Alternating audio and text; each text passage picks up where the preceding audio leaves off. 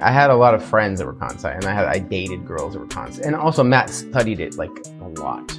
And so we were able to find out some really interesting things about that. And one of the things was that... Hey guys, welcome back to the KoreKara podcast. This week we have a special episode with Ken Cannon. But real quick, for those of you who are new to the channel, my name is Raza and I'm joined by my co-host Eric, and we talk to big figures in the Japanese and language learning communities. So we're in for a special treat this week since Ken is going to be talking about codename Uproot, which is a very exclusive one-on-one experience meant to uproot and fix the deepest and most pervasive assumptions in the Japanese immersion learning community. But before we get into it though, I do have an announcement. I have gotten word that Ken and Matt are going to be releasing a free pitch accent video series on their website. So we'll have a link for that in the description. So be sure to look out for that. But without further ado, hope you guys enjoy the podcast. Hey Ken, thanks for coming on the podcast today. So I hear you've been working on a special new project with Matt. You want to explain a little bit about that here today? Yeah, it's been a kind of wild ride. It's been fun.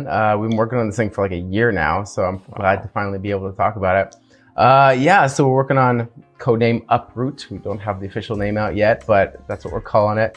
And it's about pitch. We're going to be teaching pitch in kind of a whole new way. It's really, really nice.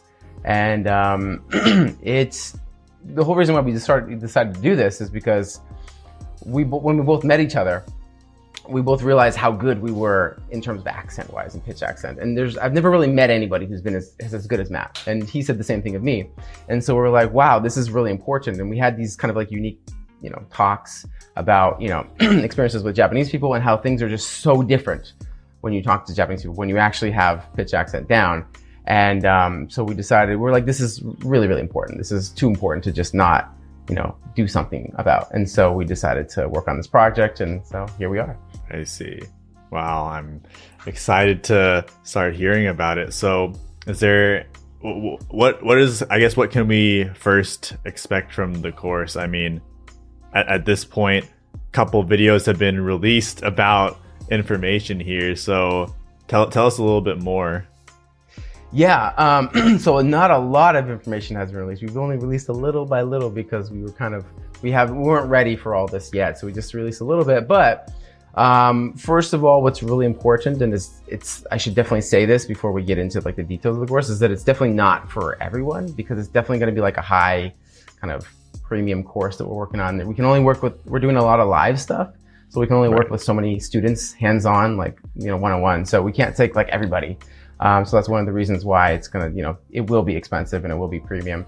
So I do want to get that out of the way, before we talk about it. But now that that's out of the way, yeah, it's going to be really nice, because one of the things about working live with students is that you can, this is pronunciation, this is pitch that we're working on. So it's really, really helpful to know, because I guess I have to start a couple steps back. It's one of the biggest tasks of learning pitch accent is because you have to develop your ears first to be able to hear it first. And so if you can't hear it, then you can't actually correct yourself. It's really, really difficult to self-correct with pitch. And so that's what's really cool about me and Matt doing this live, is because we can actually correct students live. We actually have a Japanese native with us too. We're all going to do this live with students. And so that's probably the coolest thing that you can definitely expect from it. How important would you say pitch is? Because you said when you met Matt, you guys kind of bonded over how important you guys both found out about pitch was. So like, what were some of those things that you guys realized about pitch and how important it was? Yeah, there's a lot. But one of the things that's kind of hard to say, we kind of mentioned it in the video that we just released, is that, people, unfortunately, the fact of life is that people judge you on your accent, whether you're in America or Colombia or UK or Japan, like it happens. And people they actually have a barrier. It's not that they just judge you in a way, but they also have this barrier that they put up when you don't actually speak with a really good accent. Even in America, in any country, this is not like Japanese people being judgmental. Japanese is especially kind of, because they went through Sakoku, they're especially like that. But they're not, it's not like any, racist type of thing. It's just that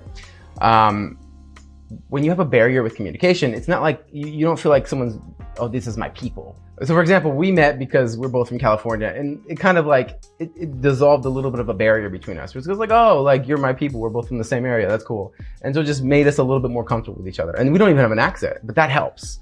And so it's kind of the same thing when you can speak with a really good accent, is that there's this whole new world of Japanese interactions that you have that you never have when you don't have the right accent. People treat you unbelievably different, and it's hard to say.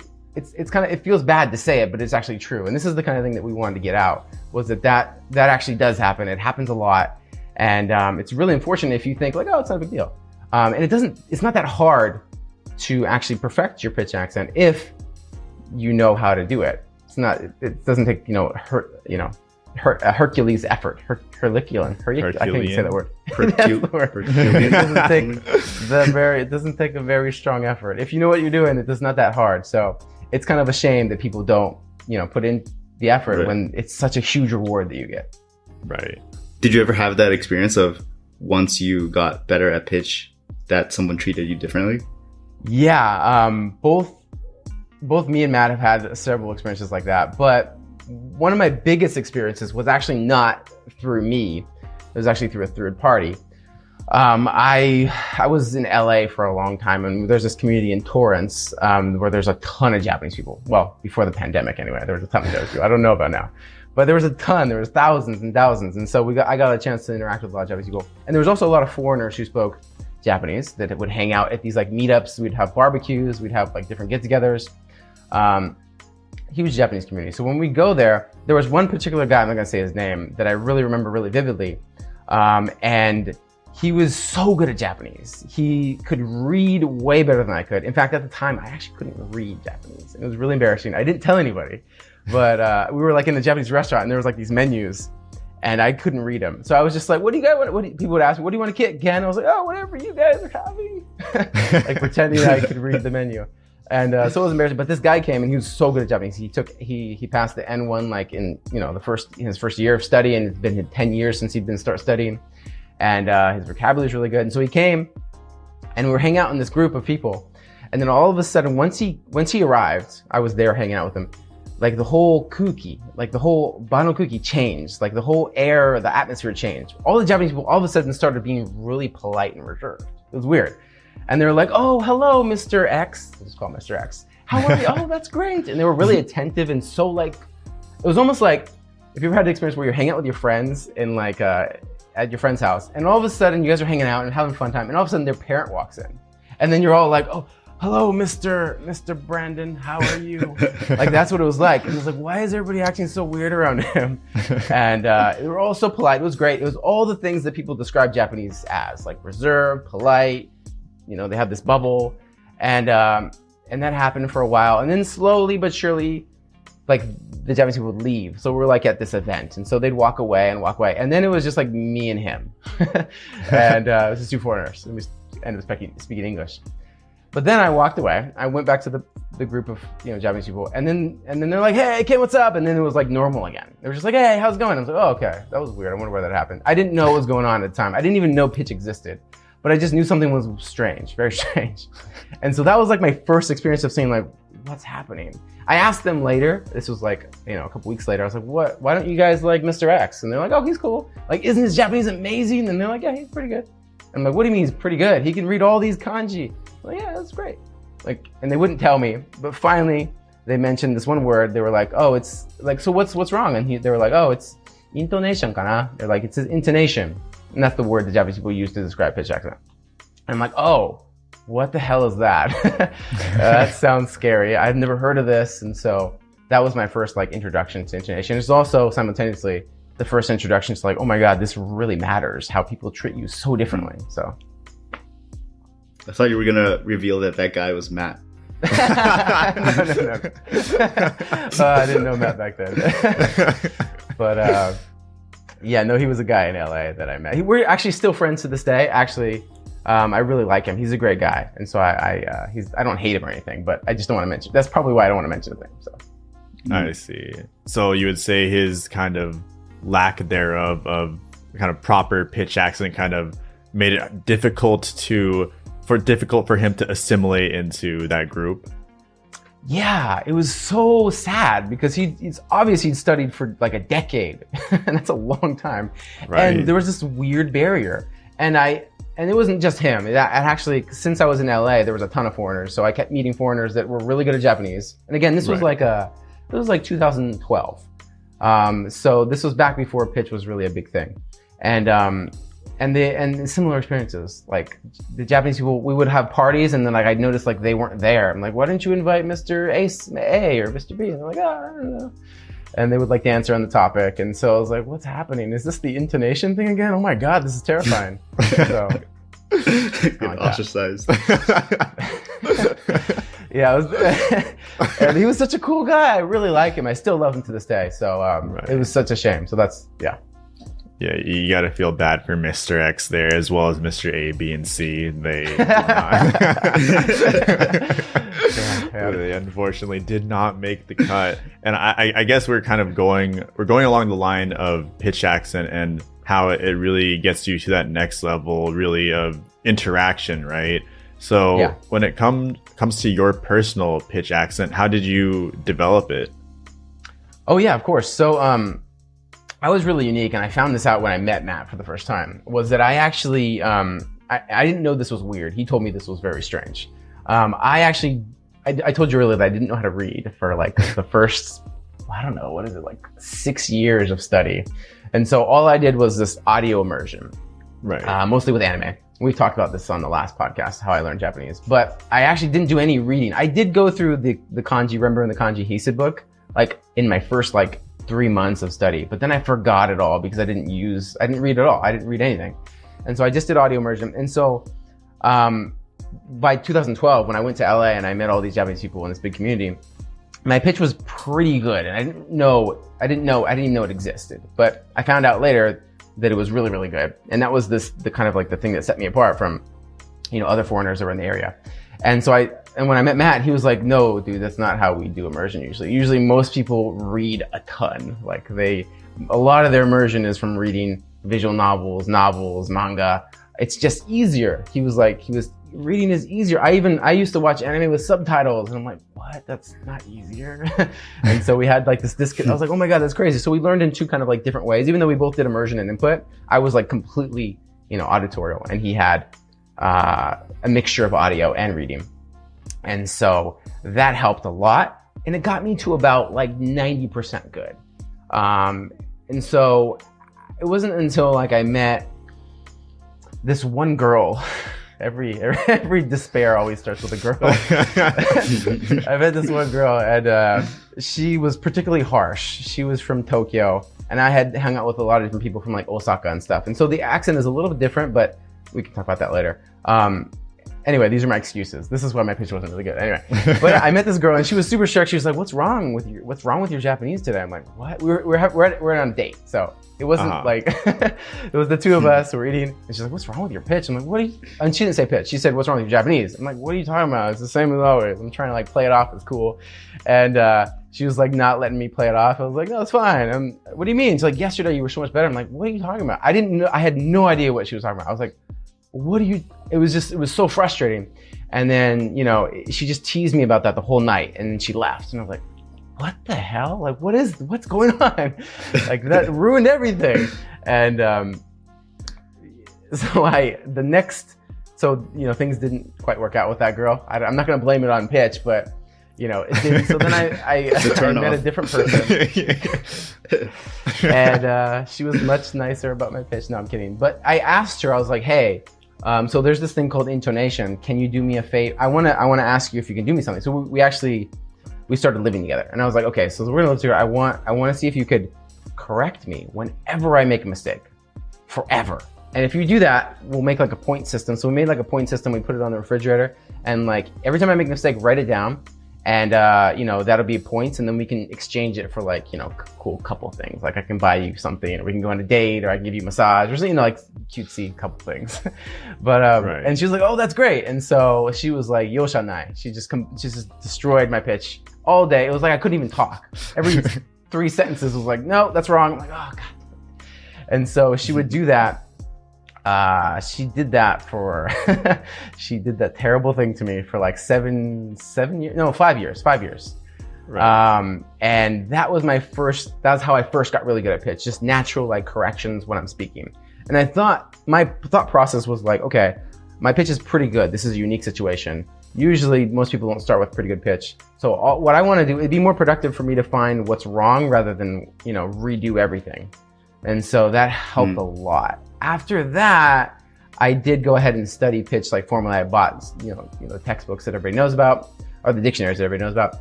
And then I made flashcards of I think we've talked about how I learned Japanese by learning the most common words in Japanese on the last podcast. And so I did the same thing. I was like, okay, I'll learn the first 1,500 words pitch-wise. And that actually covers 90% of conversation. So I learned them, and it didn't take that long because it's only 1,500 words. And then I did things like verb conjugations with flashcards, like actual flashcards, not SRS, like old man style. And verb conjugations and odaka words, which is a style of pitch words that are particularly difficult. And that's it. And those are the main things that I did for pitch, and it helped tremendously. It was just night and day difference. I see. Mm-hmm. So your initial experience sounded like it cost your wallet a big toll, as well as just to kind of improve initially, right? Oh my God. Wow. I didn't realize that. Oh my God. How much money have I spent to learn this? I thought it was like, no, you're right. Holy crap. All right. We need to have a conversation with this person later. She's actually still here. We're still together. So. Gotta go get some refunds now that you're winning the points now. Yes. Yeah. But I guess, do you think it's required to study pitch formally in order to get good? Would it be if you developed your ear to the point where you could discern the different pitches, could you just pick up pitch naturally? Yeah, I do. So that's one of the big things that, are kind of this whole course that we wanted to do. What it was about is we're spending a lot of focus on two things. One is what you just mentioned, is that when you have pitch accent, you have this sixth sense, this extra element that most foreigners don't have when they learn Japanese.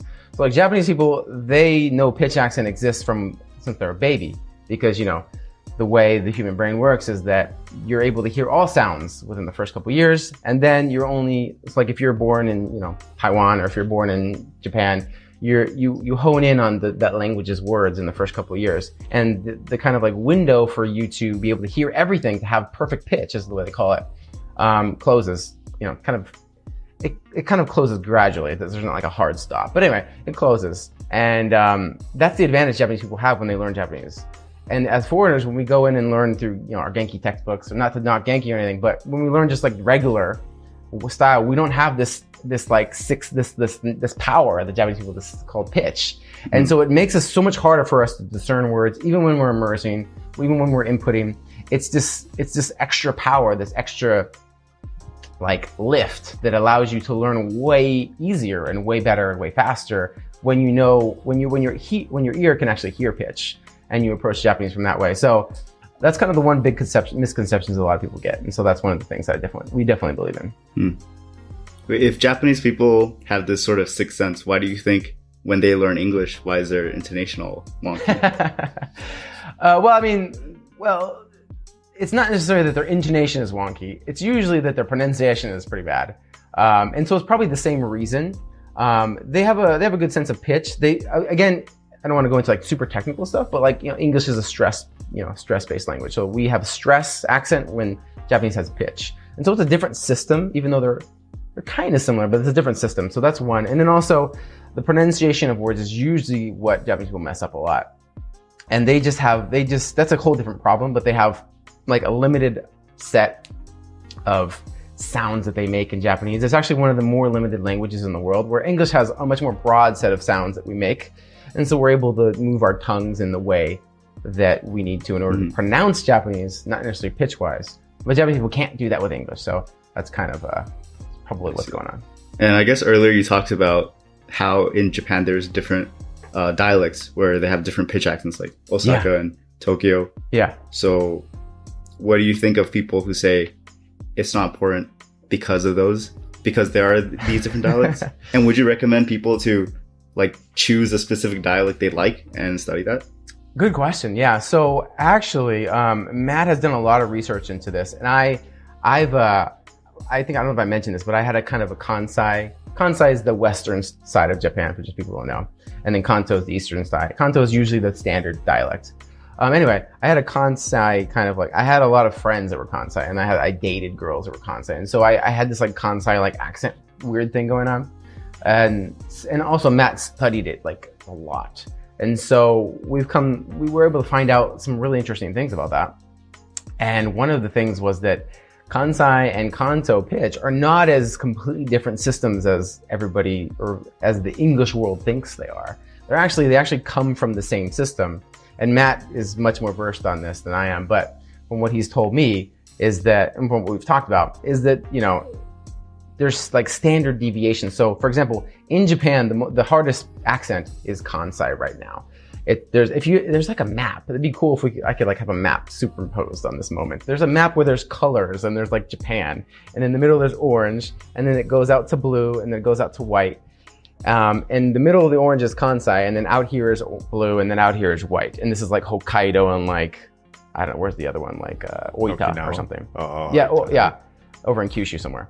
And so what happened was that in the middle here, this is where the pitch is hardest. So like Kansai pitch is actually, there's a lot of different, it's actually the most difficult pitch to learn because there's a lot of different things you have to learn, and there's a lot of different patterns, where Kanto only has 4. And then it gets less and less difficult as you leave the Kansai area, as you go towards Kanto, which is like Tokyo, and as you go down south toward like Kyushu. And so what a lot of these scientists, but like these researchers have discovered, I don't know, is that, you know, this was actually one system to begin with, and they just they dissipated in a similar way. So what's really going on is they're not completely different. Kansai and Kanto are not completely. And by learning one, it makes it so much easier to understand the other because they're completely related. They actually evolved from one another. And so to answer your other questions, which is whether you should focus on one, yeah, you should probably focus on one that's important to you. Most people focus on Tokyo, which is the Kanto one, because that's the Japanese that they learn usually. But if you're gonna do Kansai later, that's okay, because they're related and they help each other. So when you learn one, it benefits all of them, and they're not that different actually. There's a lot of really cool shortcuts that me and Matt have found that allow you to so say for example you learn Tokyo pitch, take your Tokyo pitch, and there's like these shortcuts that you can do that allows you to immediately start speaking Kansai, which is pretty cool. So, is there one you could think of right now? One is really easy. So all adjectives in Tokyo pitch, all 3 more adjectives they go up in the middle and they come down. There's something that we call nakadaka. They come up and they go down. So like, you know, akai, atsui, tsuyoi, tsugoi, wakai. So they all do the same pattern. But in Kansai, all you have to do is you have to switch the accent one to the left. And so now you have tsuyoi, uzai, what's the other one? Wakai. So they start high and they come down. So it's just like a really quick shift. So if you know the Tokyo one, oh, it's here, then you just go, okay, so all the adjectives that I know now, just switch them one to the left. And now you've got Kansai. Wow. And so all of Kansai is actually built like that because they're related, because Kanto actually developed from Kansai. So you can do that with like a lot of different things that makes it super easy. So again, like, sorry, sugoi, I don't want to. Instead of sugoi. Yeah, exactly. Instead of uzai, it's uzai, right? So that kind of thing, exactly. That's like a really cool trick. Yeah, so that's kind of like one of the big arguments that me and Matt saw when people would mention like, oh, there's like different dialects of pitch in Japan. Well, there's really only like one system, and they're just like little deviations of the same system. So it's not like a whole different language, and it's not like if you learn one, you're not, right. So. I've heard before that some prefectures or this one place had no pitch accent. Is that actually a thing? Yeah. I haven't studied, for example, Tohoku dialect, which is one of the ones that do that. I haven't studied that very in depth. But yeah, it's what they mean by do dialect is what they mean that most of the things are heibon, which is like this flat pattern of sounding words. So like, what's a typical heibon one? Watashi, like it just goes up and then they just keep talking like that. Watashi wa konbini iku no ja, or like they just keep going. And that's kind of like Tohoku dialect. That's probably not accurate. I'm not an expert at Tohoku dialect. It's a quick hack to having perfect pitch in Tohoku. Yeah. Right. But again, that's another deviation that's actually easier. That's actually the easiest one because there's like no drops. You just talk like really monotone. Right. Yeah, I guess if anyone wants perfect pitch accent, just go Tohoku and you're yeah, exactly. You're chilling. All right, you just chill. You just talk and chill all the time. Yeah. You guys want some coffee? Like that. Yeah, if that's like the vibe you want to go for. If you want to be that one monotone guy, you can have perfect pitch accent. Yes. Like Stephen Hawking would do well there. Oh god. Maybe we should cut that out too. Poor guy. Yeah, he would do well though, honestly. Do you know any gaijin specifically online maybe that have really achieved like really good pitch accent as well that you kind of look towards when you're kind of making this? Yeah, really good question. For example, I taught Japanese for I think it's like 11 years now. And I lived in the LA area where there's a ton of foreigners. And so I've met a ton of foreigners that speak Japanese, really good people, really bad people. And up until really recently, there was none. There was like nobody that could speak with good intonation. It was like, it was really like, it was just so stark. It was, oh my God, why can no one do this? Why is this so like impossible to do? And so I think a lot of people think that, and that's why people were like, oh, pitch must be this really hard thing that no one can achieve. And people meet people in America that have lived here for like, I don't know, 50 years, and they still have like a slight accent, and they're like, well, it's impossible. Clearly, this person's been here for 50 years, they still have accent. And so that's where people get this misconception that you just can't do it. So yeah, there's not a lot of people that do it, right? But recently I have met, one of them was Matt. And Matt was a really good example of someone who, like I mentioned earlier, he learned in a different way from me. So he didn't have this benefit of having all audio. So that really helped kind of like train my ears to be able to hear pitch better than most people when I got to like 90%. Matt didn't have that advantage. He had to do it all by himself and do it manual labor style. And by the time I met him, he was excellent at pitch. And I was like, oh my God, this is possible that you can actually do this. This is great. He's probably the best person I've met so far. Obviously Dogen's really good too. Who else is good? There's another guy that Matt interviewed really recently, that we both kind of found like a couple months ago. We're like, oh my God, this guy's amazing. And he has this channel. Yes, Nick Chandler. I think you guys interviewed him. And like Matt was the first person to find him anyway, the people that I know, and he introduced me to him. I didn't actually meet him, but he showed me him, and I was like, oh my God, he is freaking good. He was like, Ken, is this guy good? I'm like, yeah, he's good. That's amazing. And so Nick's really good. He's probably one of the things about Nick is that he not just his accent is really good, is that he has the kotoba, the way he uses words. I don't want to speak Japanese here, probably. But the way he chooses words is very Japanese. It's really unique. It's really interesting. Like I've noticed, most people that learn Japanese, they speak in a way. It's almost like translated English. You know, the things they want to say are things that they'd say in English. But Nick, the way his iimawashi, the things he wants to say are like very Japanese, and it's really really cool. And so both of me and Matt were like, wow, that's really excellent. And so those are some people that are really good. Who else is really good? Do you think there's an advantage based on what country you came from when you're trying to tackle yeah, we have talked about that too. So for example, people who come from China typically have a huge advantage because China has tones or speak Chinese. And so that really helps a lot when able to discern pitch because it's very similar. It's a similar system. And so that gives Chinese people a really good advantage. But specifically so in general, unfortunately, I haven't met a ton of Chinese people that speak Japanese. I have met a few that are friends, and typically they're much better than English people that speak Japanese. So it definitely gives you advantage. I can't speak to how much of an advantage or how perfect they are because I haven't actually I don't have the experience of learning Chinese and stuff, but yeah, it's definitely a clear advantage. Right. Yeah. Yeah, I don't know if you've seen Terrace House. Like I have not. Matt saw the whole thing, but he keeps telling me I have to watch it. So yeah, so basically the season right before it got canceled, there was a Russian girl, and she was really good. She was like pretty much perfect at pitch, I think. In my opinion. Does Russian have tones or pitch? I'm not sure, but I mean sometimes her pronunciation of certain vowels would sound Russian, but overall the pitch would be correct. Really? I gotta check that. I will check it out just for that now. Wow. Yeah, I think she was. I think she's probably the best foreigner on Terrace House that appeared. No way! I didn't even know they had foreigners on Terrace House. Wow. Yeah, they started getting like more foreigners. I think it makes it easier to watch for people outside. Yeah, because it's really popular. But then later on, they had a Chinese girl come on, and she'd been studying for 3 years, but she was so bad. So really, I don't know like how sure the advantage is. Right? Yeah, exactly. You still have to put in the work, right? Yeah, I'm not sure either. That's a good point. I know Swedish has pitch accent in their language, and so me and Matt actually did we did a survey out to both of he did it out to YouTube and I did it to my list, and we got a lot of really, really interesting responses about pitch accent.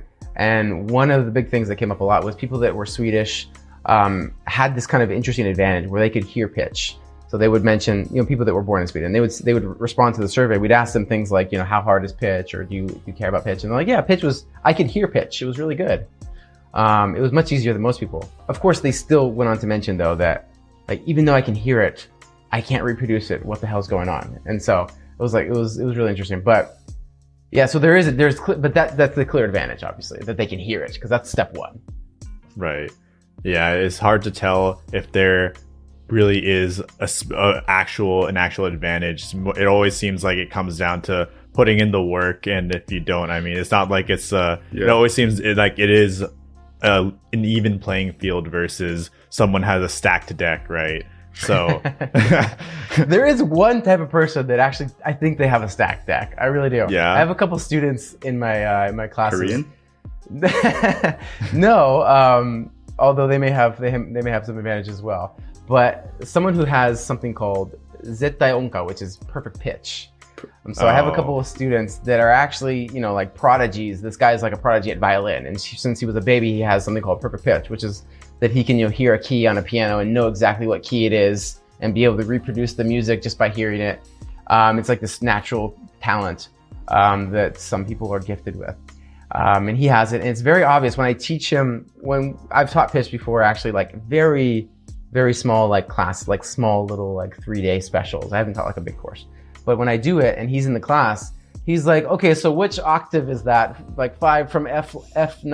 I'm like, what are you talking about? I don't know. It just goes down. He's like, no, but it goes down like 3 octaves. I'm like, I don't know. It's like, he's very obviously, he has like this super sixth sense that I can't hear. So your voice is out of tune today. Yeah, it's like Ken. You don't sound like Ken anymore. One thing that's really interesting is that there's a lot of research that shows that Japan, and China, because China has tones and Japanese has pitch, have a much higher percentage of people that have this perfect pitch than America, which is really interesting, because that shouldn't happen naturally. Like America, we have like 1% of people that have developed this natural superhuman ability. But in Japan and China, I think it's like, I can't remember, I don't want to misquote, but it's like somewhere like 8%. It's like there's a lot more people that have this crazy ability. And it's definitely because their natural language has pitch in it. So.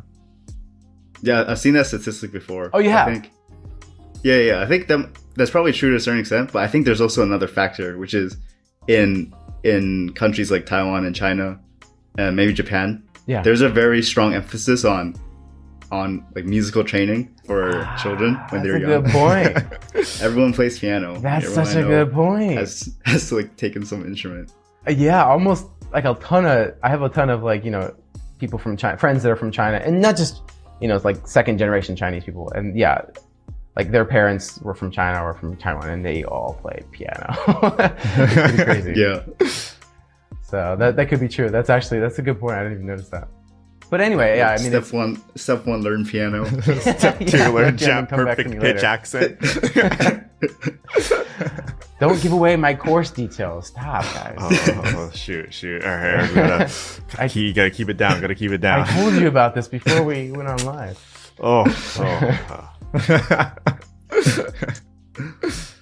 But one thing you mentioned earlier though was meeting Matt, and I find it to be a really interesting story because otherwise none of this would have ever happened, right?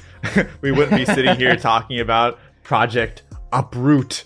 I guess code name Uproot. Yeah. I gotta yeah, be careful what you say. I almost said a little too loudly there. I apologize. Your neighbors are gonna hear. I told you to watch it. I can't be leaking it to the neighbors. They've been keenly waiting for the time I'd be interviewing you, Ken, that they could get some secret information. But yeah, I have put up a big fence that they will not be allowed anywhere close to the premises. Hopefully, who knows how skilled they are at getting over that fence, but yeah. You can't trust them California people. You can't trust them California people. If there's any leaks, you know where it came from. But but getting back to Matt's story, or the story of you meeting Matt here, how did it end up happening? Yeah, very, very interesting introduction happened. I don't know I think we talked about this. I've been good friends with George Trombley from Japanese from Zero.com. This is the Japanese from Zero for a long time. And he's been trying to get me to move to Vegas too, incidentally, which I may do. But anyway, so sorry, that's on my mind. Yeah, so I met, and he had this huge feud. I was there during the whole thing with Matt, where he was arguing with him about, I think first it was Pitch. I think it was the first thing they argued about. And they had this big debate. I don't know if you guys saw it. Did you guys see it? Yeah. I think I did see it. I think everybody saw it. Right? That was like 2-3 years ago, whatever. And then they did it again like recently. But so when I would hang out with George. I'd be in Vegas, and he would like at random times Matt would come up, and he'd be like, I mean, I don't know if I should say this, but he'd be like, Matt, and he'd like throw a bottle at a garbage can. And I'm like, oh shit. And he'd like walk off, and I'm like, oh my god. And we'd talk about, I mean, he wasn't really angry. I think, he was just messing around. But to me, I didn't know. I was like, oh, this Matt person must be very, very evil person. And so we'd talk about it. And eventually, George and Matt kind of, they kind of came, I don't know, they became friends, actually. I don't know, I didn't know that was possible. You can argue someone so much that they actually become a friend. That's pretty cool. And so they became friends. They I think, they helped, George helped Matt out in kind of a tough time. And so that's how they came to be friends. And that's when George decided to introduce me to Matt. He told Matt, he was like, hey, you should meet Ken. Ken's pretty cool. And it was just so weird because, of all people, he literally created this pitch course, the thing that, he hated like 3 years ago or whatever, by introducing us. So that was our introduction. Matt, we met normally like on Discord, so Matt sent me a message and he's like, hey, and I ignored him for like a month because I don't know how to use Discord, and I didn't even know there was like this section to check where you can add friends, or friends have messaged you. Like, cause if someone's not a friend, you can't see the message. I don't know. Right. I don't know. It was like that for me. And so I didn't know it was there for like a month. And so Matt complained to George. He's like, hey, Ken didn't answer. What the hell? And then George told me, I was like, oh my God. And I went into this, and I went and responded. And then we talked on the phone, and we hit it off like immediately. It was pretty cool because we both learned in similar ways. And I actually knew Katz from, all Japanese all the time. I met him back in 2013, so we became really good friends. And so, it turns out that Matt kind of learned from, that style. And, so we talked a lot about Katz in the beginning, and we talked about, learning Japanese. It was pretty cool. And we decided to meet up. I was going to I have a relative that lives in Oregon. And so I went up to Oregon, and I was like, yeah, we can meet up. I'm in Oregon. I'm in town. And so we met up, and we had a pretty fun night. I have the pictures to prove it. I did not know Matt could handle his alcohol so well. It was great. The IPAs in Oregon, they come strong. They do. And Portland, apparently there's like a big brewery culture there. And so it was pretty fun. We went to this place where they had IPAs, and it was cool. We had a good time. Mostly we just talked about like because it's rare to meet someone who also started out on YouTube and also learned in this. We had so many similarities. It was really weird. We didn't realize it at first, but we both started out on YouTube. We both, learned this thing called Pitch. We both learned through immersion. We both knew George. It was all this pretty cool stuff. And we hit it off pretty quickly. I asked him to come on and be a guest speaker in my classes, and he came on and did some of that. And they loved him, obviously. And I was like, hey, dude, that's when we started talking about pitch. And we're like, we have all these similar things. Like, we should probably do something, man. This would be cool. We could do something together. He was like, hell yeah. I was like, really? He was like, I didn't know if he'd be cool. He'd be like, yeah, I want to do something. That's awesome. And so I guess I was surprised because, not a lot of YouTubers are interested in like making a course or something that, like a project or something. But He was totally on board. And I was like, oh, that's awesome. Because I also, I've done this for like 11 years. So he's like, dude, that'd be awesome if you could like, we could do it together because you have all this experience and doing the same thing, and it'd be cool. So we great synergy. And so we started working on that like a year ago. And it's been a lot of work, since. A lot of flights to Oregon, and he came down to California many times. I went to Oregon. Every time involved IPAs, one too many IPAs. But it was always a good time. So that's how I met Matt. It sounds very interesting. Sounds like one of those hello talk encounters. Oh God. If you blurt out all the names and everything, it started off as a message and potentially ghosted him for a month, but kind of reconciled everything. I hope so. Yeah. This is how I met all my girlfriends. Yeah, it's the exact same situation. I'm kidding. But it was fun. It was fun. It's great. Yeah, I wonder. I gotta ask, how was the point system between you and Matt on the fridge? God. That was super cool, actually. So I brought, my significant other. It's not a secret. She's actually on my YouTube channel. If you go to my YouTube channel, I don't usually make YouTube videos, but she's there. Her name is Yu. And so we went up to Oregon together, and her and Matt, they hit it off great. I'm kidding. They actually weren't friends. It was actually funny. They actually didn't meet eye to eye at first. It was pretty cool. But it wasn't cool. It was fun. I was like laughing while I had my IPA, and they didn't argue, but it was obvious they were very different. And so they would like tease each other. It was kind of funny. But anyway, we decided like, okay, Matt, do you want her, because she does this refrigerator thing, do you want her to do the same thing for you? He was like, oh hell yeah, whatever, I'm good. He was like, I'm fine. I got thick skin, and we had her do it, and thick skin can be broken very easily. It's flakes like butter. It's pretty hard. It's pretty harsh, because when you don't have someone correct you, and this is the whole thing. This actually started the whole thing why we wanted to make the course, because even us, we can hear pitch almost perfectly. And we've developed pitch higher than any other foreigner in the country. Still, we have these mistakes that like, oh my God, I didn't even hear that. I didn't realize that happened. And so when you have someone correct you live, it's just like a different experience. And we filled up the refrigerator with Matt's list as well. So so I guess the next question is, what did Matt end up having to pay to go and fulfill all those points? Oh yeah, it was lots of IPAs. No, it was free service. It was good. We treated it. Okay. With the pleasure of having his self-confidence destroyed. I see. You didn't have to pay too much of a price, just his self-confidence for a day.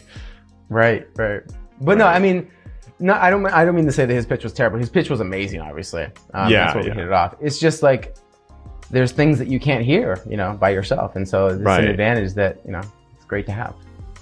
Yeah, and it really seems like you was a real big MVP in the shadows here.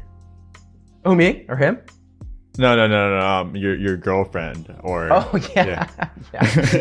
Yeah. She's always an MVP. Like I think she can hear me. So she's always the MVP. Always. No, the MVP. Always. Not in the light, inside, outside. Any lighting, any time of day. Any time of day. Any country. No matter what she's wearing. Yes. No matter whether it makes her look fat, it doesn't matter. She's always an MVP. Okay. Oh, Ken, there might be a little interruption in service here, Ken. Nani? I'm glad we were able to get you back there, Ken. That was a close call. Oh man. I'm fine. I'm good. Nothing happened. It was good. For now, but oh yeah. But I mean, it's glad to. I mean, I didn't know IPAs could. Well, I don't want to go on a limb and say IPAs and Japanese have any correlation, but I mean, definitely can enjoy a good time with Japanese and IPAs. That's for sure. Yeah, I'm not saying it'll improve your Japanese, but I'm not saying it won't either. So you're gonna have to. The Japanese IPA subculture starts now. Yeah, it does. That's lesson 2 of our course. Of course. So prepared for that piano and IPAs. It's gonna be great. Piano. I guess we gotta add to step 1 then. Step 1, learn piano. Step 2, drink some IPAs. Get drunk. Yeah. Oh, we're going to go that far. All right. Step 2, drink a lot of IPAs. All right. Oh God. Step 3, perfect pitch accent.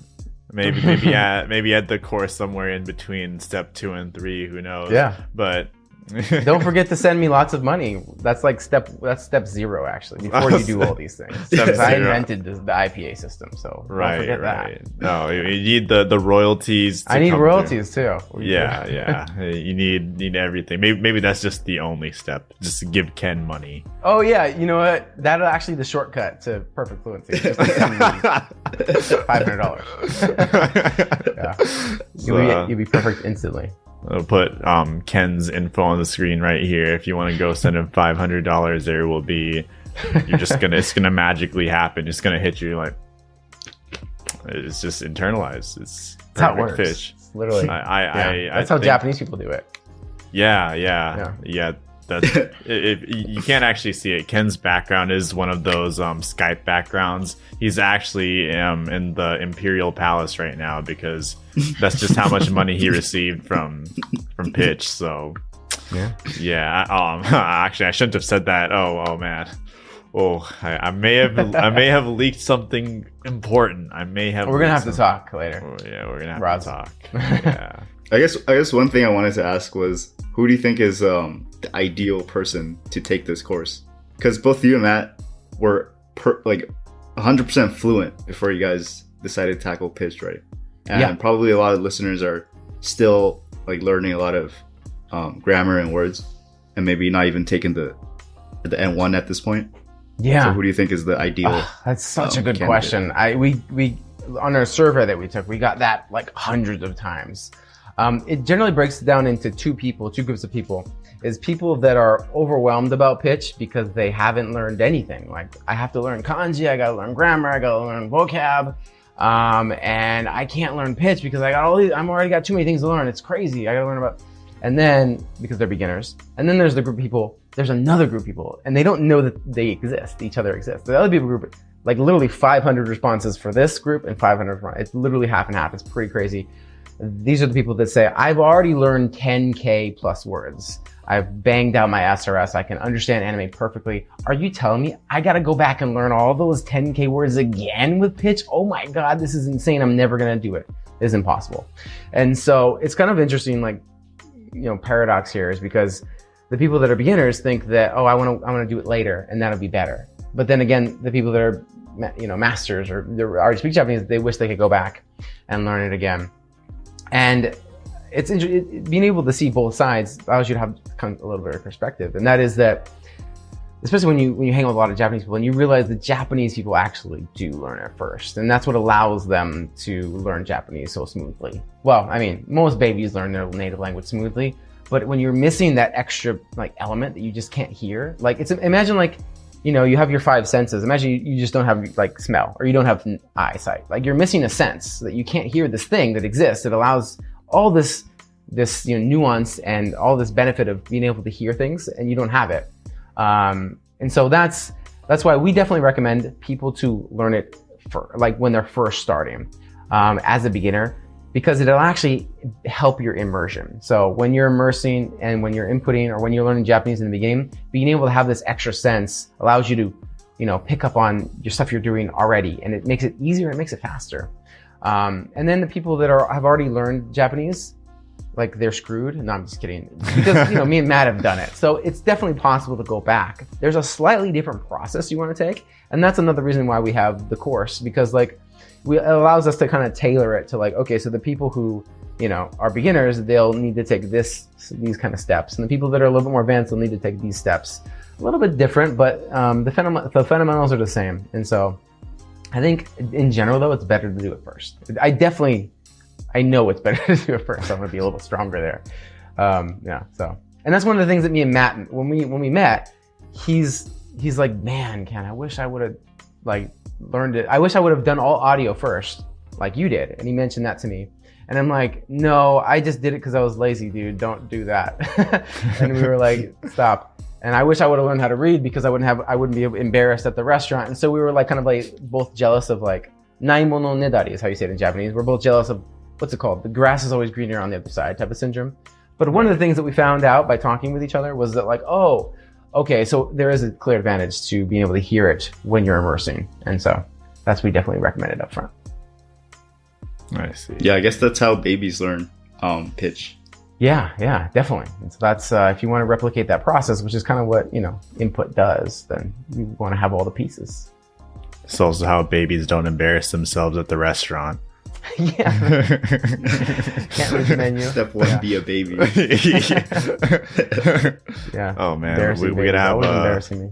Always embarrassing. Gotta have a comprehensive list of steps here at the end. All right, and as always, Ken, I know you've been here on the podcast before and have been under the bright lights for the KoreKara message of the episode of the podcast of the day. So I'm gonna put you on the spot in the lights again for this, and this time I want to be a little special. You know, I want to be special with this message because I think I want to hear Ken Cannon in Japanese here. I want to hear the message in English.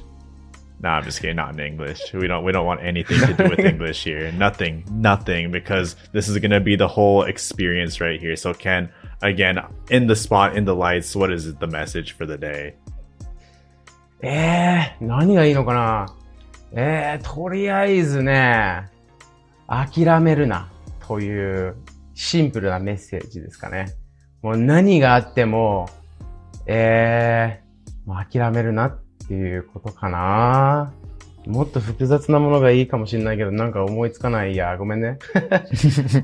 でもなんかやればできるっていうのが、もう本当に事実なので、まあ、頑張れば絶対日本語も、なんつうの、こうすげえ難しそうに見えるかもしれないけど、こう、旗から見たら。でも、実際に可能なんだよね。もうアクセントも全然そんな難しくもないし、頑張れば全然誰でもできるから、諦めるな、という。Very inspiring words coming out of Ken today. Oh, thank you. But once again, thank you for coming on the podcast today. It was fun as always having you on here. And I mean, everyone make sure to look out for more information on the project here. And is there anything else you wanted to say regarding that, Ken? Yeah, no, I mean, thank you so much for having me. It was obviously a blast, as it always is. And look forward to some pretty crazy awesomeness to come. We haven't released a lot of details yet about the whole Project Uproot, but there's the next thing that we're going to release is going to be it's going to be pretty crazy. So get ready for that. Can't wait. Well, Then guys, we'll catch you on the next one. Peace. Later. Hey guys, hope you enjoyed the podcast with Ken. There's a lot to look forward to, especially with Matt and Ken's free Pitch Accent video series. So comment down below what you all are most looking forward to with codename Uproot. And of course, we can't forget our patrons here. Gotta shout out Kevin, Cedric, Jonathan, Faraz, Brit vs. Japan, Quaid, Alan Card, Cage90, Drew, Jack, Yui, and Sad Boy. With that, we'll catch you on the next one. Peace.